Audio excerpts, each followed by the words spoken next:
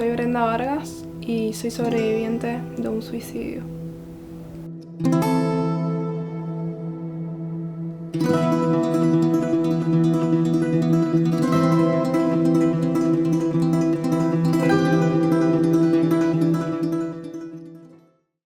Bueno, tuve una infancia re linda, la verdad. Sí, fue un poco complicado cuando mis papás se separaron. Yo tenía 3 años e iba y venía de una casa a la otra, pero más allá de eso fue todo normal. Tenía muchos primos, siempre jugaba con ellos. En la infancia me gustaba mucho dibujar y pintar, demasiado, era lo que más hacía. Me encantaba. Y jugar con mis primas a las Barbies. Y me gustaban mucho los cumpleaños, era fanática de ir a los cumpleaños porque me encantaba comer y saltar. La pasé muy lindo hasta los 14, lo pasé re bien. Íbamos de campamentos, muchos viajes. Fui al Calafate con la secundaria, fuimos a Ushuaia, a Tolwyn. Bueno, después me cambié de secundaria, a los 16 me cambié, hice quinto y sexto en la Comercio 1, porque era solo de un turno. Y yo antes hacía doble turno, y era demasiado, y a los 16 empecé a trabajar, y necesitaba más tiempo. Empecé a trabajar porque me fui de casa a los 15. Me fui primero a vivir con mi papá, después empecé a vivir con mi abuela y después empecé a vivir sola, a alquilar sola. Trabajaba de niñera.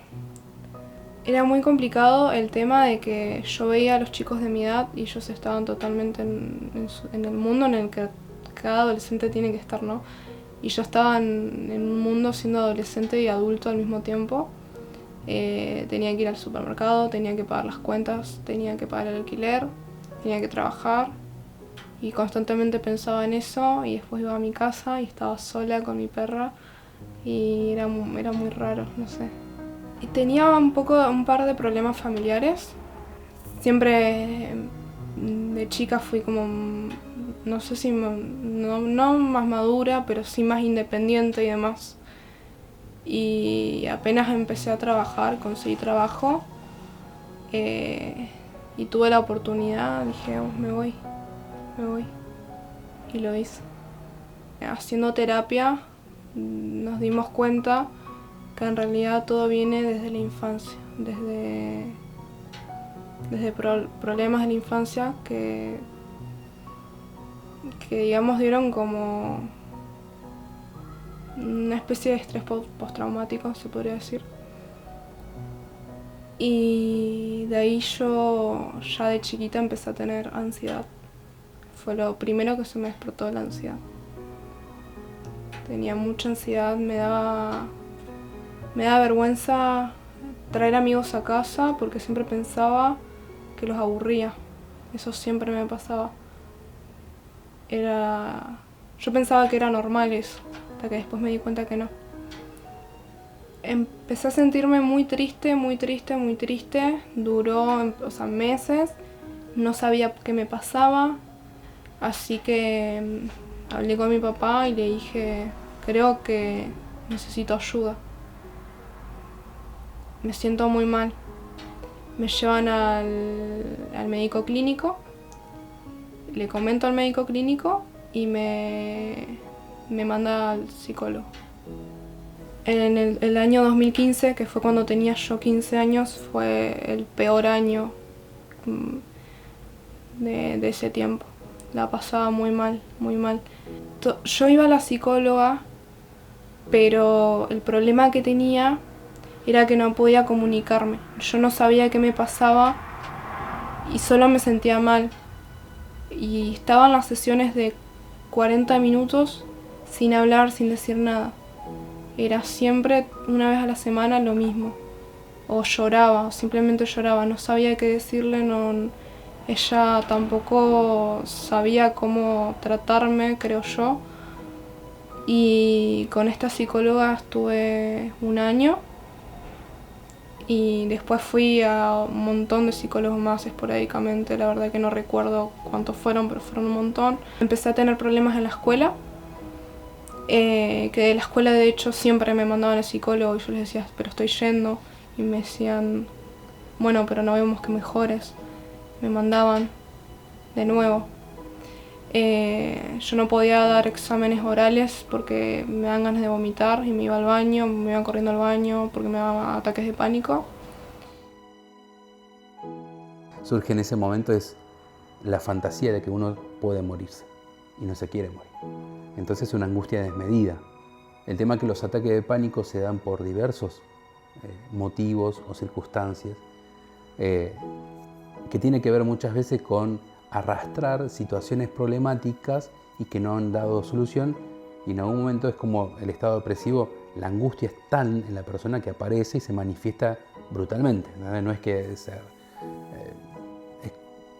como la eclosión es tan intensa que, bueno, es esa sensación que uno puede morirse, que no puede respirar, que se siente como ahogado. Ahí, bueno, tiene que ver con funciones que están sobrealteradas o que uno le da una interpretación errónea. Entonces, es como la falta de aire es una hiperventilación. Es raro, tu cuerpo está ingiriendo más aire, entonces lo que se termina interpretando es que te falta el aire. Entonces ahí se inicia todo lo que es el desarrollo del ataque de pánico. Iba con esta psicóloga y no estaba funcionando el tratamiento, no estaba funcionando, hasta que me dice, mira, te voy a derivar con otra psicóloga y te voy a derivar a un psiquiatra, porque no sé qué más hacer, me dijo.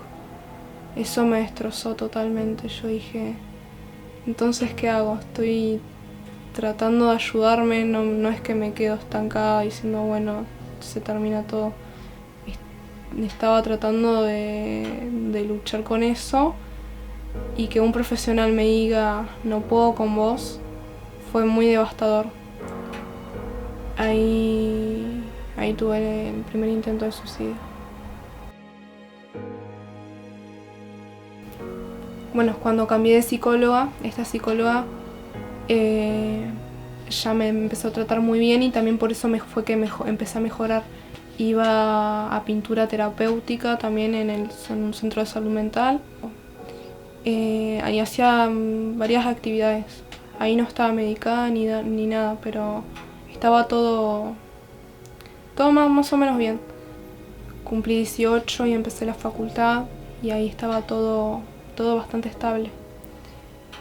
Con bajones siempre, pero ya por ejemplo no tenía tantos ataques de pánico.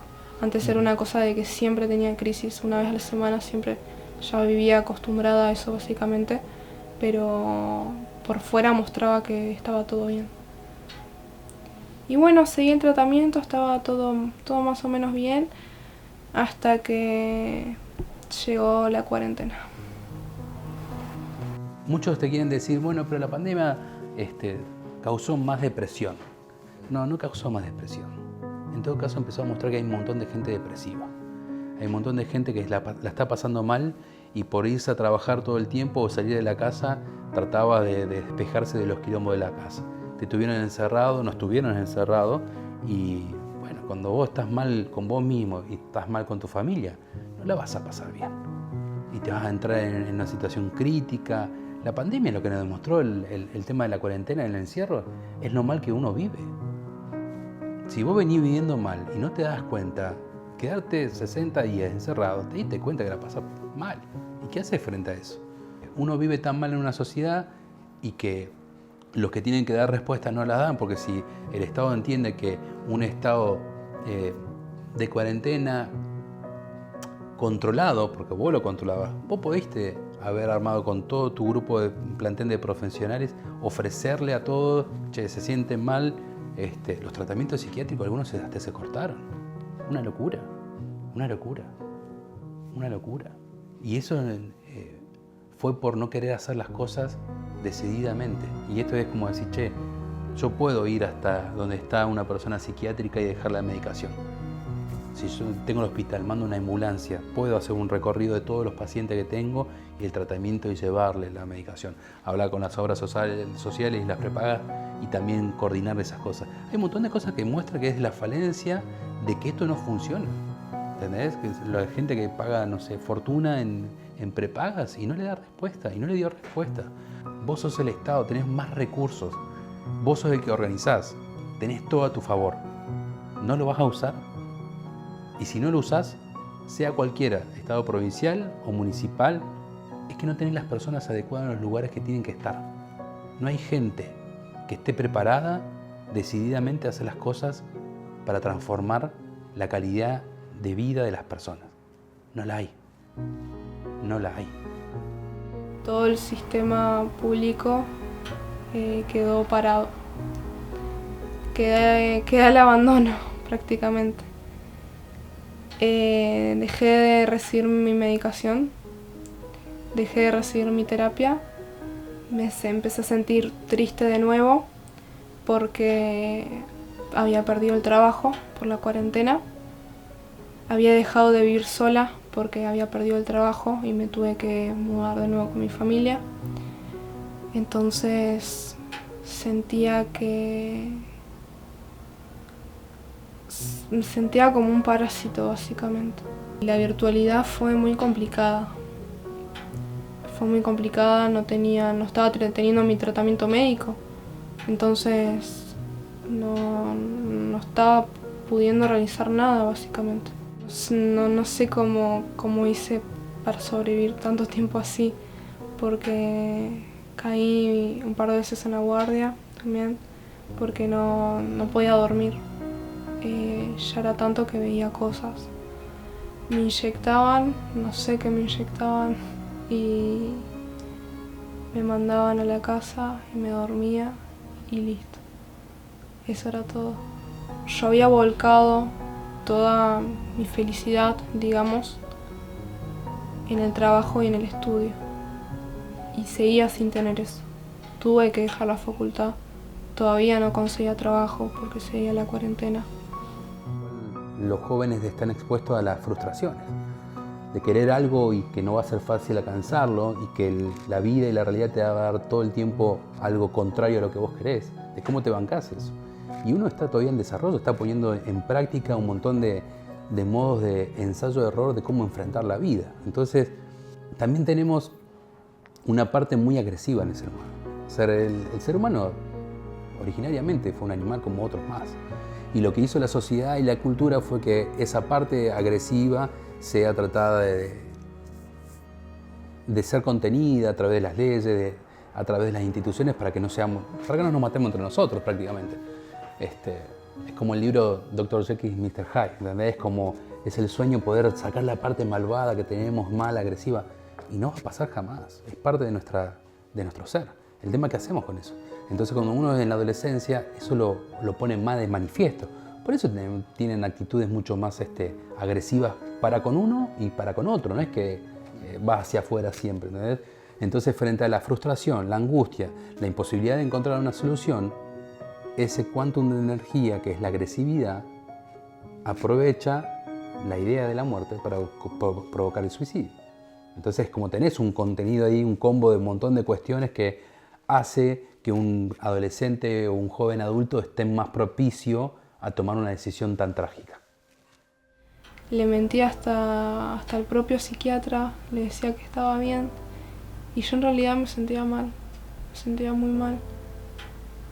Quería volver a trabajar y no conseguía trabajo. Quería estudiar y no podía porque me sentía triste.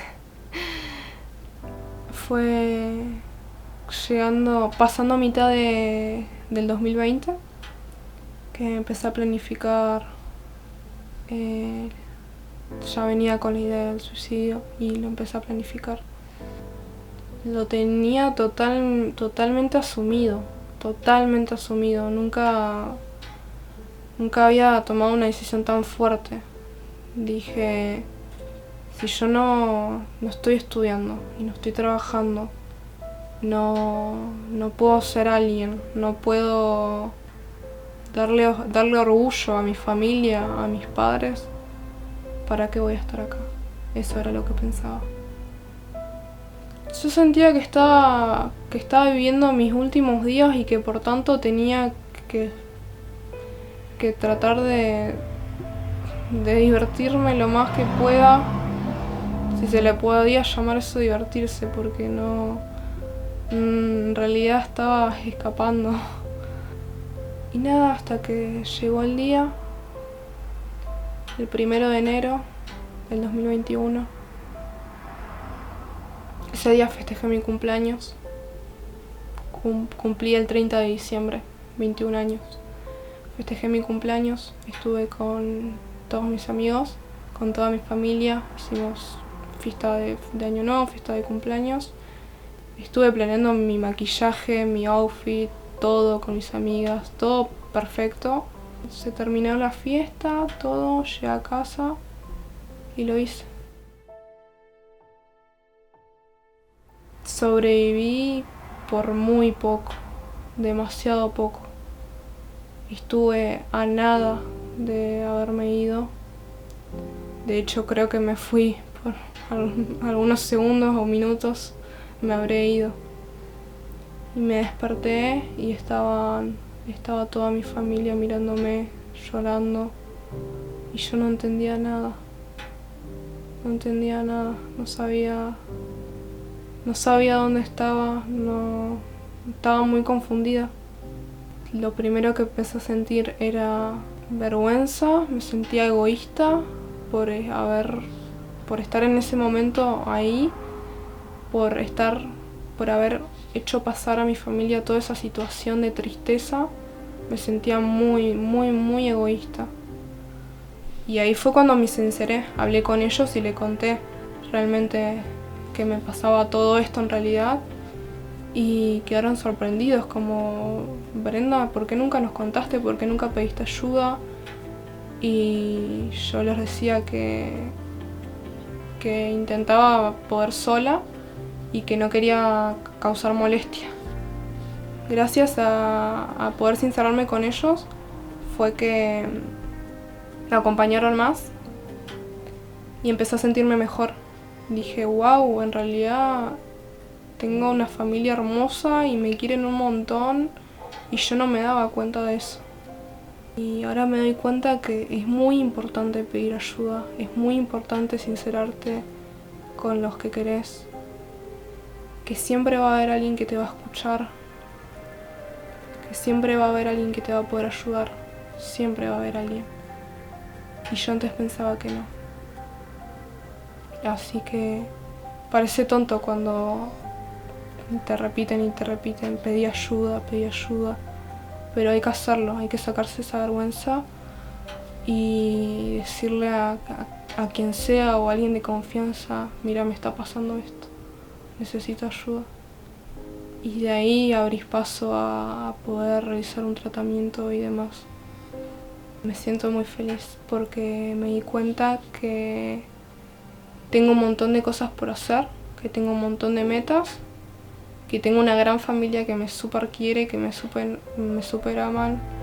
Tengo a mis papás que me aman, al papá de mis hermanos que me ama, a mis abuelos que me aman, a mis tíos que me aman. Y nada, realmente ahora me siento muy bien y tengo muchos planes. Pero todo se lo agradezco realmente al apoyo de los demás, porque sola no hubiera podido. Yo creo que nadie puede solo, todos necesitamos del otro.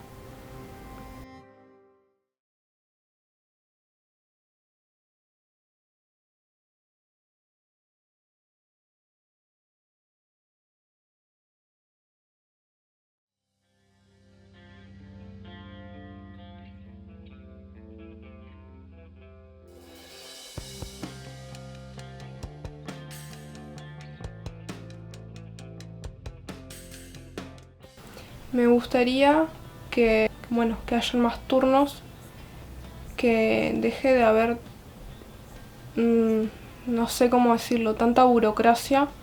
Yo tengo la posibilidad de poder pagar un psiquiatra privado. Por más que tenga obra social, no me lo cubre.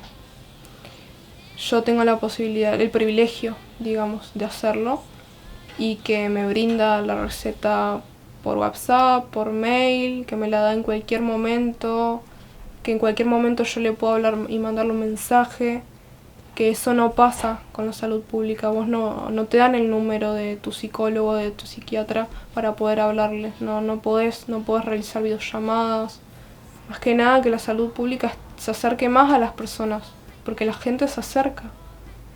Y no está habiendo una brecha muy grande entre la asistencia de la salud mental pública y la gente. Y hay mucha demanda, hay demasiada demanda. Siento que mi experiencia podría servirle a personas que quizás están pasando por lo mismo o que conocen a alguien que están pasando por lo mismo. Básicamente mi mensaje es que pidan ayuda, que no tengan vergüenza en pedir ayuda, porque yo la tuve por mucho tiempo y por eso empeoraron mis problemas. No hay que tener vergüenza por tener un trastorno o por tomar medicación o por ir al psicólogo o por ir al psiquiatra. Al contrario, estás cuidando de tu salud, porque la salud mental es igual de importante que la salud física, es demasiado importante y afecta en todos los aspectos de nuestra vida.